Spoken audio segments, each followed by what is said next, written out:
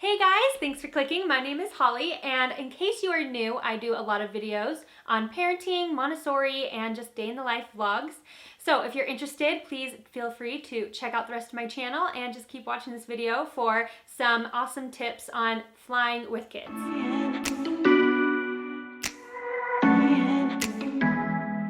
So the very first time I had to fly with my first son, right now he's 2, but we flew with him when he was 1, I was so nervous. Like, I looked up all sorts of tips, did everything I could. I'd never flown with a baby before, and I didn't know what to expect, and we were going to Hawaii, and so I was just really nervous, and that's a super long flight from Utah, so it was like, I think like a 6-hour flight. Since then, we've done tons of different trips. So the very first tip that I have for all of you is to calm down and to just drop all expectations. I am definitely a mom who tries to limit screen time as much as I can. I try to do some other things, and it's not something that I like to resort to very often. But when we are traveling, especially when we're traveling on a plane, I kind of throw those expectations on myself and my child out the window, because to be honest, it's like going to be totally different from the regular routine, and they know it's something special. They're not going to keep expecting this in their daily lives. Like, it's not going to ruin them if they have a few more hours of screen time that day than they usually do. Just be excited and happy, and be okay if your child is having a hard time, if they're crying. Everyone understands on the plane. I mean, you might have some of those like grouchy people, but overall, everyone understands, and I feel like most people have even been there before where they have had a child on the plane. And so if you have to get up and walk around, that's okay. If you need some help, like sometimes strangers are really helpful and they are really kind.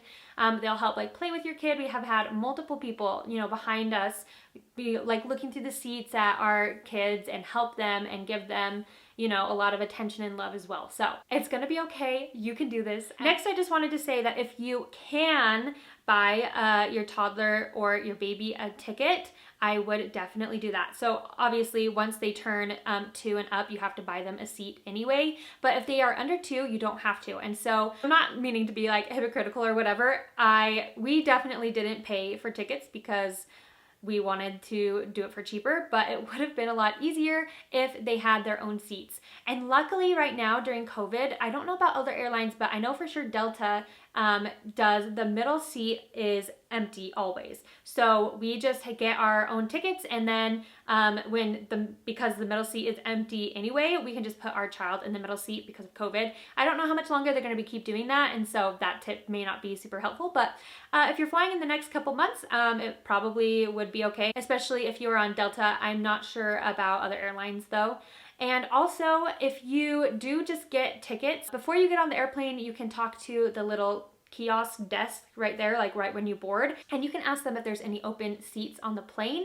And they are always really nice every time I've talked to them, at least. And well, let's be honest, my husband usually talks to them because I'm a little bit more shy, but my husband's really good at talking to them, and they're always really nice to him, and they can really help you out. They want to have a good plane ride experience as well. So if they have empty seats, a lot of times they are very willing to move you guys to either the back of the plane or whatever, where there's empty seats, and you can maybe take an empty seat without having to pay for it, which can be really awesome as well. But it's just really nice for them to be able to have their own seat, especially if you're flying with a baby. You can keep them in their car seat, and you can just put the car seat on that empty seat, and they can sleep there, and they're kind of just used to sitting there more. So, you don't have to worry about holding them as much, but you don't have to pay for a seat for them. Obviously, it's just kind of a nice thing. Next is to nurse or have your baby suck on something when you are taking off and when you're landing. So when you're taking off and landing, the pressure changes a lot, and we as adults know and understand that we can like pop our ears, we can like swallow funny, and just like making sure that the pressure equalizes, but babies don't know how to do that. So if they are nursing or like drinking from a bottle, then they are automatically doing that, and then their ears will not hurt them. If they're older kids, you can give them like a sippy cup, you can give them a sucker or a pacifier or whatever, and that works too. And that way it's not as scary. They have something soothing to them. My son always loved to look out the window while he had his pacifier. He just like thought it was so cool seeing the plane airplane take off and land. And so he wasn't nervous at all. He was really excited about it. But if you know your kid might be a little bit more hesitant and nervous, just make sure that they have, you know, like something to soothe them and to help them with their ears and just to calm them down in a situation that's going to be really new to them and maybe a little bit scary. My next tip is to bring 2 new toys. So have one for the plane ride there and the plane ride back that they have never had before and that you know that they would really love. Kids love new toys. They think it's so much fun. Babies, I mean, this doesn't really apply to them because obviously they don't care, but toddlers are going to be so excited that they get a brand new toy and have like new experiences with this toy and new memories with it. And I would suggest doing something a little bit more open-ended because that's gonna like take up a lot of more time than doing something closed-ended. But with those toys, I suggest doing something as well that's not going to be a lot of different pieces. If you have a lot of different pieces, they fall, they, you know, like go all over, roll to the back of the plane, everything like that. So I like finding toys on the airplanes that are a little bit easier to control. For the most part, I like to keep like 2 all-in-one toys, kind of like this Montessori board. So this has tons of different, like it has a little button set, it has a zipper that your kids can work with.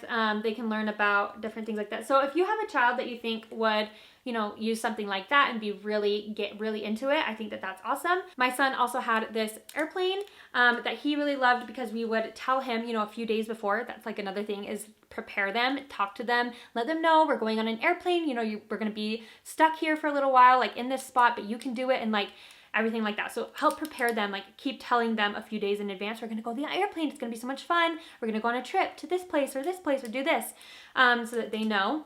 And anyway, so I really like having this airplane, and he gets so excited, you know, like when he sees a real airplane and the one in his hand, he loves that. So I do really love like, not like really sticky toys, but toys that are going to stick to windows, stick to the little like tray that you can drop down. So we have squigs. I couldn't find them in my house right now. I'll show a picture of them. But squigs are such a fun toy on airplanes because they can stick to a lot of things. They'll stick to the back of seats, they'll stick to the window on the airplane, and they can build stuff with them, and they're not gonna like fall all over the place because they're like more sticky. But I would recommend just bringing like a few of those, not like the whole set. We had a little reusable sticker set. So it had, I couldn't find that either, but I'll show a picture of that as well. It was just like, I think it was from Melissa and Doug, but it was reusable stickers. So you like peeled the stickers off and like put them on like a page, and he could like make different scenes. You could also peel them off and stick them like literally anywhere, like on the seat or on the window again. And those were tons of fun because they stuck on things and he was able to make little scenes. The stickers were lots of fun. So those are the 2 like kind of like items that I feel like we brought that could have been like a little bit more like messy. There's like lots of them.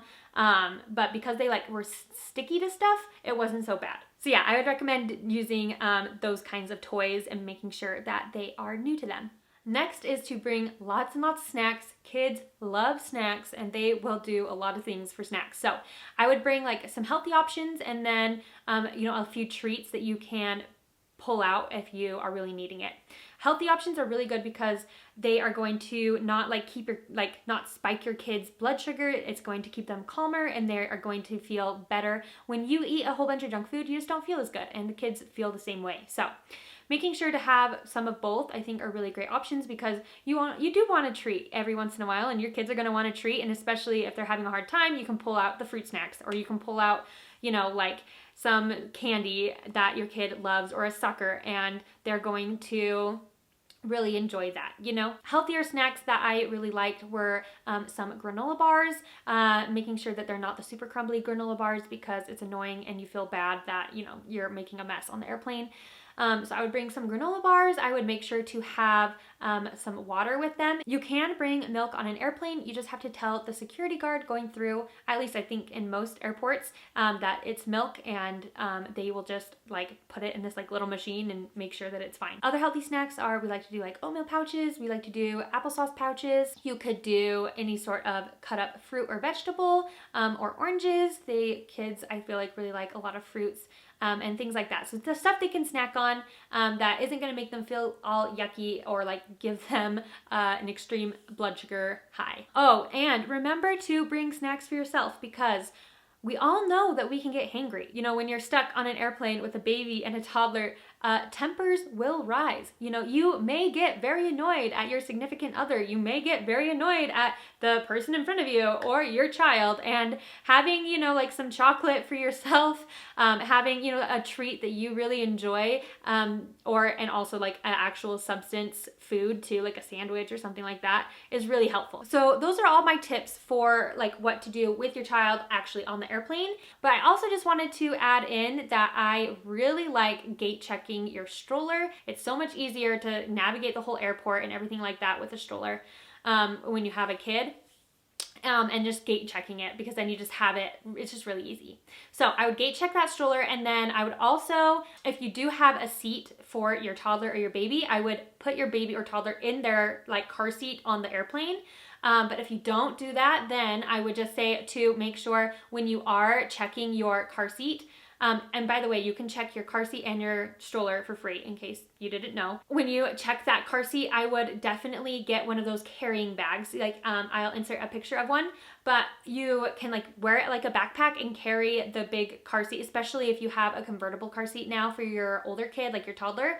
I would just like get one of those, and you can just strap it on and carry it on your back. It's way easier, and making sure that like, you know, it doesn't get dinged up a lot or lost or anything, or like gross from the airplane. So make sure to have a carrying bag, and gate checking is definitely your friend. So those are all of my tips for you guys. I hope that you enjoyed them. And as we are nearing, you know, the end, hopefully, of this pandemic and being able to travel a little bit more, I just wanted to give you guys some of my favorite tips and things that have helped me and my kids when we are all traveling together. So I hope that you guys learned something from this video, got something out of it, and if you did, please like and subscribe. It means so much to me to continue to grow this community that we have here. And comment down below any of your tips, like things that you have found really helped you and your kids when you're flying. Thank you guys all so much for watching. Bye!